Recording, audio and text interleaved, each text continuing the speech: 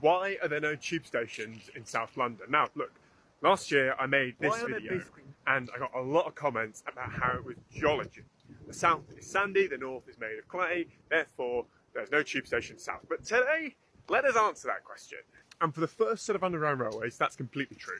Cut and cover was the method they'd use. They'd dig a trench, you'd put your train line down, and then you'd cover it back up. Perfect for clay, very hard to do in the sandy ground south of the river. However, the Northern Line, the Jubilee, the Victoria, they are all now south of the river. They are tube line south. And by the 1890s, you could dig a deep level tube line.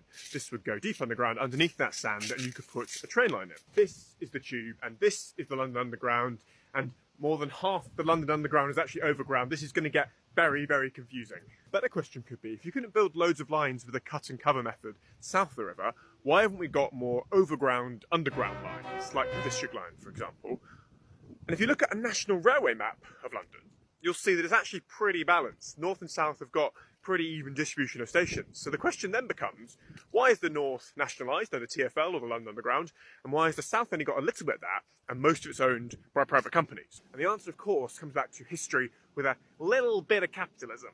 So a man named Charles ends up in London in the early 1900s and sees an opportunity to make a shit ton of cash. At this point, all these different railway lines are private companies.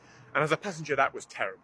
You had to get different tickets for different lines, the companies couldn't share trains, it was way harder to coordinate. And so he starts buying up lines. By about 1915, he's got 2/3 of the Underground Railway network, a lot of buses and a lot of trams, and he has the capital to electrify it. Yes, before then, you had steam trains underground. So he calls this the Underground Electric Railways Company of London, and it broadly owns most of London's infrastructure. And then, of course, World War I happens, and so we nationalise the entirety of British railway network, and it goes pretty well.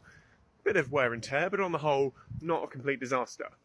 World War I ends, the rest of Britain gets divided up into 4 main train companies, and UERL controls London's transport infrastructure. So in 1932, a Labour government sees how well World War I nationalisation went and builds the London Passenger Transport Board. This basically took the UERL, added the Metropolitan line, and it wasn't quite nationalised, you could still buy stocks in these companies, but it was a centralised way of running the trains. Now it's worth noting, in 32 they bought in the Met Line, which is more like a national rail service we see today, in that it reached all the way out to Buckinghamshire. Jump forward again to 1948, and the entirety of British Railway is nationalised by another Labour government.